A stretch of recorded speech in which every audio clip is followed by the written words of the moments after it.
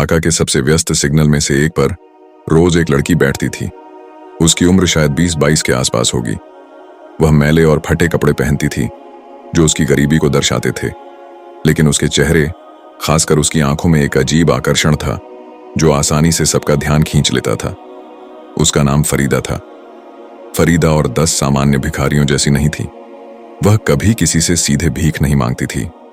उसकी उपस्थिति ही उसकी एकमात्र भाषा थी। फरीदा रोजाना एक निश्चित समय के लिए, खासकर जब एक युवा पुलिस अधिकारी ड्यूटी पर आते थे, तब उनके सामने जाकर खड़ी हो जाती थी, बार बार, लगातार, जैसे कोई अदृश्य शक्ति उसे उस आदमी की ओर खींचती थी। उस अधिकारी का नाम आमिरुल था, एक युवा, सख्त और कानून का पालन करने वाला अधिकारी। उसकी वर्दी पर प्रोफेशनलिज्म की छाप थी और उसकी आंखों में कानून के प्रति अटूट निष्ठा थी। जिस दिन फरीदा पहली बार उसके सामने गई, अधिकारी आमिरुल ने उसे पूरी तरह से अनदेखा कर दिया और आगे बढ़ गए। उनके लिए फरीदा शायद 10 राहगीरों की भीड़ में एक अनजानी चेहरा थी। अगले दिन जब फरीदा फिर से उसके पास गई तो उसकी आंखों में साफ साफ झुंझलाहट दिखाई दी। उसने शायद सोचा था कि फरीदा भी दूसरे भिखारियों की तरह उससे कुछ मांगेगी, लेकिन फरीदा ने कुछ नहीं मांगा, बस एकटक उसकी ओर देखती रही। तीसरी बार जब यही घटना हुई तो आमिरुल के मन में एक अजीब बेचैनी होने लगी। उसकी पेशेवर सख्ती के पीछे एक नई भावना झांक रही थी जिसे शायद वह खुद भी नहीं समझ पा रहे थे। एक दिन आमिरुल खुद को रोक नहीं पाए और सीधे फरीदा से पूछा, आप बार बार मेरे सामने आती हैं, आपकी समस्या क्या है? तब फरीदा के चेहरे पर एक हल्की मुस्कान आई।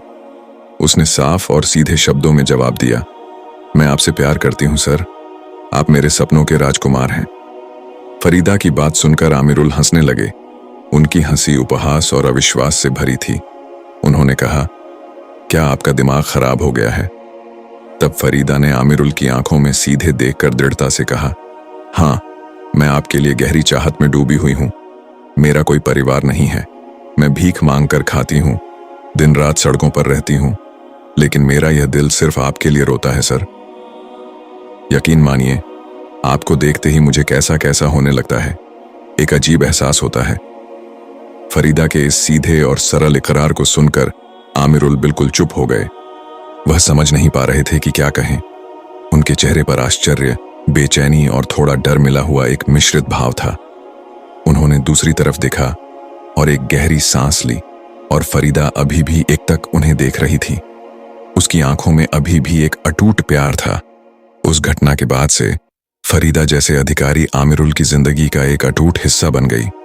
रोजाना जब भी आमिरुल अपनी ड्यूटी के लिए निकलते, फरीदा उनके सामने आकर खड़ी हो जाती, मानो उसकी उपस्थिति आमिरुल की रोजमर्रा की दिनचर्या का हिस्सा बन गई हो। आमिरुल उससे बचने के लिए कई तरीके अपनाते, जैसे तेज चलना या दूसरी तरफ मुंह मोड़ लेना, लेकिन फरीदा हमेशा उसके पीछे रहती थी। वह जैसे आमिरुल की परछाई बन गई थी, बिना कुछ कहे अपनी उपस्थिति दर्ज कराती रहती थी। फरीदा की इस लगातार मौजूदगी से आमिरुल को ड्यूटी पर ध्यान लगाने में दिक्कत हो रही थी। उसके सहकर्मी भी इस बात पर हंसते थे। रफीकर, उनका सीनियर अधिकारी, मजाक में कहते थे, अरे आमिरुल, लगता है उस लड़की को तुम पर क्रश हो गया है, ये तो प्यार की बीमारी है। जूनियर अधिकारी करीम भी मजाक करते हुए कहते, शायद यह किसी नाटक का नया तरीका है, आजकल जो कुछ भी हो रहा है कौन जाने। लेकिन आमिरुल जानते थे कि यह कोई साधारण खेल या तरीका नहीं है। लड़की सच में गंभीर थी। उसकी आंखों की गहराई आमिरुल को सोचने पर मजबूर करती थी।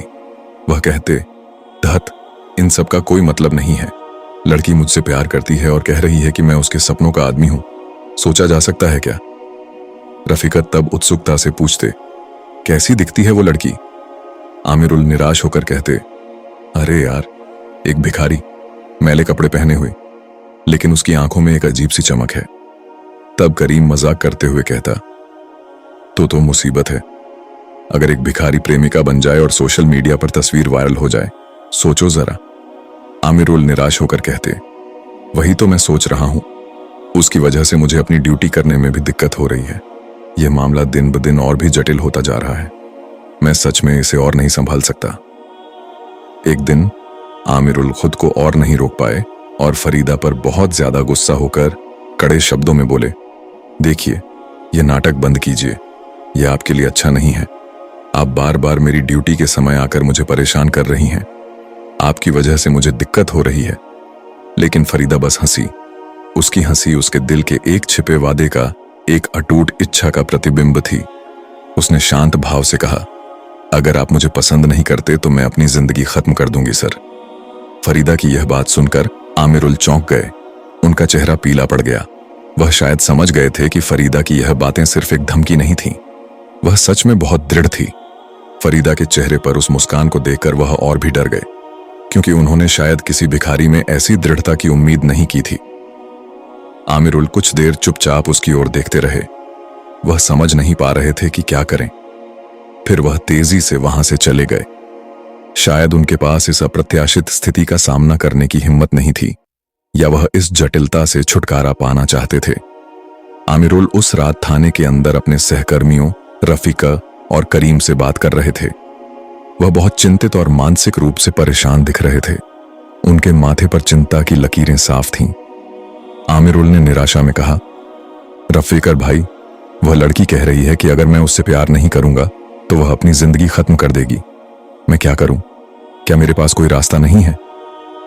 रफीका ने भौहें चढ़ाकर जवाब दिया, यह जिंदगी खत्म करने वाली बात तो बहुत गंभीर है। यह कोई साधारण प्रेम कहानी नहीं है आमिरुल, यह बहुत गंभीर मामला है। करीम तब भी संदेह में था। शायद वह झूठ बोल रही है, दबाव डालने के लिए ऐसी बातें कह रही है। लेकिन आमिरुल ने अपने अनुभव से कहा, नहीं, मैंने उसकी आंखों में एक अजीब सी तीव्र भावना देखी है। मुझे लगता है कि वह सच में ऐसा कुछ कर सकती है।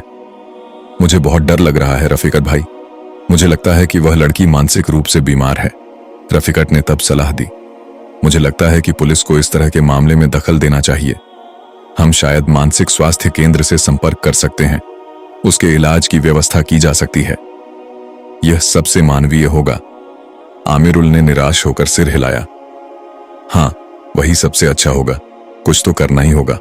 अगर ऐसा चलता रहा तो मेरी नौकरी भी नहीं बचेगी और उस लड़की की जिंदगी भी खतरे में पड़ जाएगी। तीनों गहरी सोच में डूब गए। भविष्य जैसे एक अनिश्चित अंधकार में ढक गया था और आमिरुल समझ नहीं पा रहे थे कि वह इस स्थिति से कैसे बाहर निकले। रात गहरी हो चुकी थी। ढाका पुलिस स्टेशन के बाहर अजीब सी रोशनी, अंधेरे का माहौल था। स्ट्रीट लैंप की रोशनी से माहौल और भी रहस्यमयी लग रहा था। अचानक उस चुप्पी को तोड़ते हुए फरीदा की तेज चीखें सुनाई दीं। वह थाने के गेट के सामने खड़ी होकर जोर जोर से बोल रही थी। उसकी आवाज में तीव्र भावना और एक तरह का आरोप था, जिसने तुरंत सबका ध्यान आकर्षित किया। फरीदा चिल्ला रही थी, अगर मुझे आपका प्यार नहीं मिला तो मेरी जिंदगी बेकार है।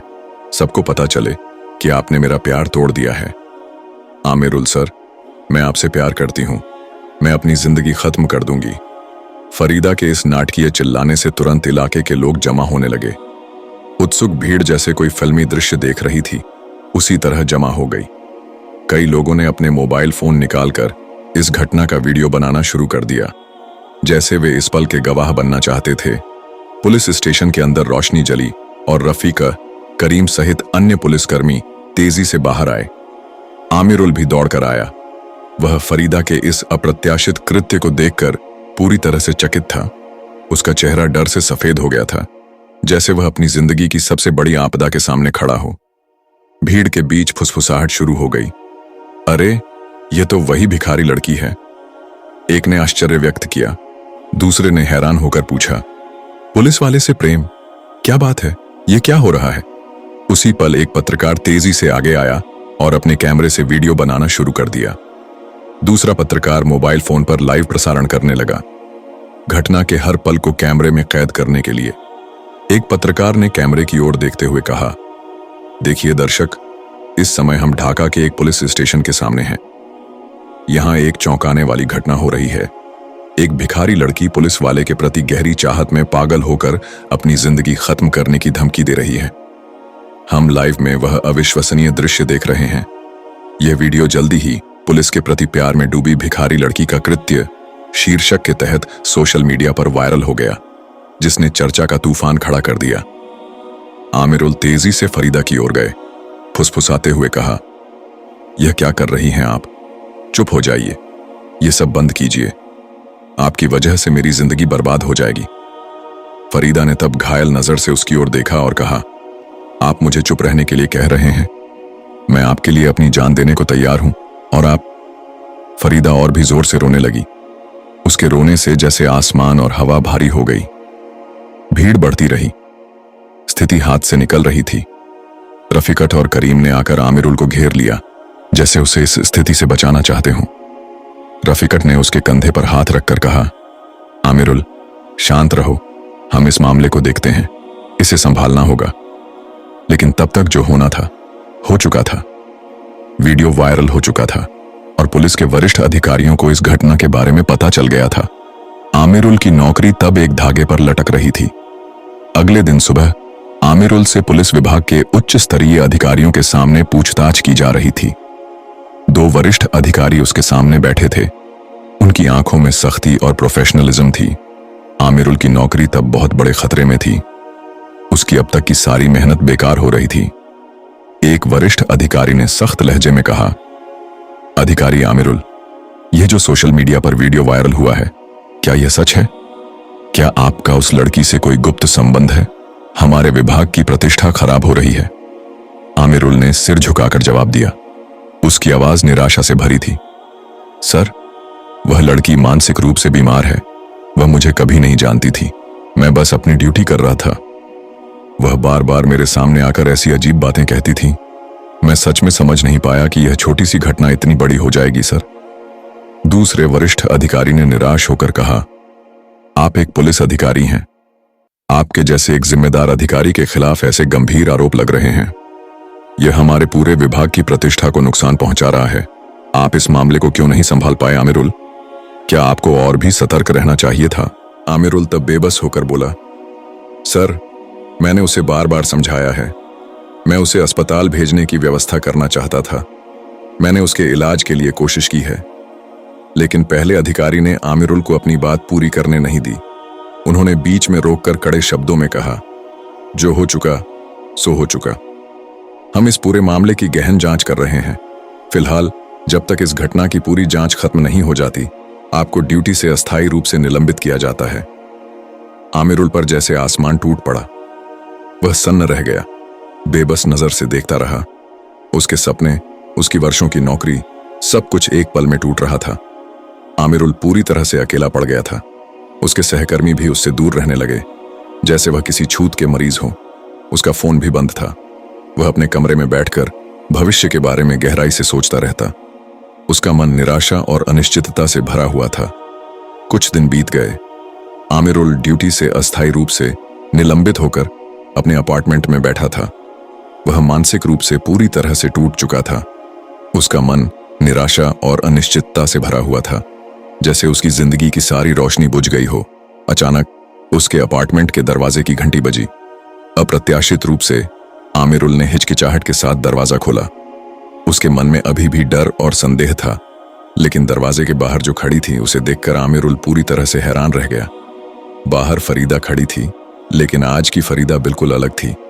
उसने साफ सुथरे साधारण कपड़े पहने हुए थे, जो उसके पुराने फटे कपड़ों से बिल्कुल अलग थे। उसके बाल करीने से बंधे थे। चेहरे पर कोई गंदगी नहीं थी। उसकी आंखों में काजल नहीं था, बल्कि एक शांत मुस्कान थी, जिसे देखकर लग रहा था कि वह एक नई इंसान है। आमिरुल बहुत हैरान होकर पूछा, आप यहां और इस तरह से? फरीदा ने अपनी प्यारी मुस्कान के साथ कहा, आप मुझे नहीं जानते। फिर उसने धीरे धीरे अपने चेहरे से दुपट्टा हटा दिया।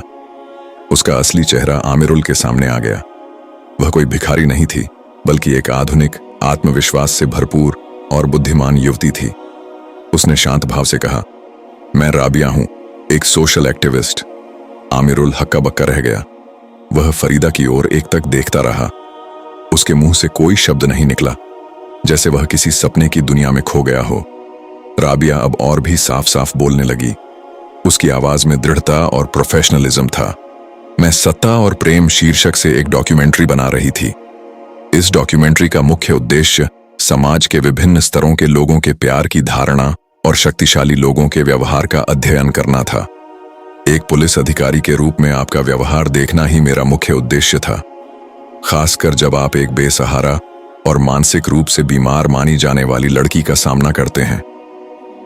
राबिया थोड़ा रुकी, फिर उसकी आंखों में एक चमकीली हंसी आई और उसने कहा, और आप परीक्षा में सफलतापूर्वक पास हो गए हैं। आमिरुल सर, आप सच में एक मानवीय इंसान हैं। आपने अपनी सत्ता का कोई दुरुपयोग नहीं किया, बल्कि एक बेसहारा लड़की के प्रति सहानुभूति दिखाई और उसके साथ खड़े होने की कोशिश की। आमिरुल तब भी कुछ नहीं कह पा रहे थे। वह अभी भी विश्वास नहीं कर पा रहे थे जो वह देख और सुन रहे थे। सब कुछ उन्हें अविश्वसनीय लग रहा था। राबिया कुछ देर रुकी। उसके चेहरे पर एक रहस्यमयी मुस्कान थी। फिर उसकी आवाज में एक नई भावना, एक सच्चा प्यार झलक पड़ा। उसने बहुत ईमानदारी से कहा, लेकिन एक बात है, यह अभिनय करते करते मैं सच में आपसे प्यार करने लगी। आमिरुल सर, मुझे खुद भी नहीं पता चला कि कब मेरा दिल आपकी ओर झुक गया। अब यह मेरी डॉक्यूमेंट्री का हिस्सा नहीं है, यह मेरी सच्ची भावना है जो मेरे दिल से निकल रही है। राबिया की आखिरी बातें सुनकर आमिरुल धीरे धीरे सिर उठाया। उसकी आंखों में पहले आश्चर्य था, फिर अविश्वास और फिर धीरे धीरे एक खुशी की झलक दिखाई दी। उसने एक पल के लिए राबिया की ओर देखा। उसके होंठों पर एक मीठी मुस्कान खिली। एक असामान्य स्थिति में पैदा हुआ यह रिश्ता शायद आमिरुल की नौकरी वापस दिलाएगा। शायद राबिया के साथ उसकी एक नई जिंदगी शुरू होगी। उनका भविष्य अभी भी अनिश्चित था, लेकिन प्यार का एक नया रास्ता उसी दिन खुल गया था जो उन दोनों की जिंदगी को हमेशा के लिए बदल देगा। दोस्तों, आज की कहानी यहीं खत्म होती है। यह कहानी एक दर्शक के अनुरोध पर उनके पसंदीदा नाम आमिरुल और फरीदा को ध्यान में रखकर बनाई गई है। अगर आप भी हमारी कहानियों में अपने पसंदीदा नाम जोड़ना चाहते हैं तो तुरंत कमेंट करें और वीडियो को लाइक करके हमारे YouTube चैनल को सब्सक्राइब करना ना भूलें। तो सब लोग अच्छे रहें। अस्सलामु अलैकुम।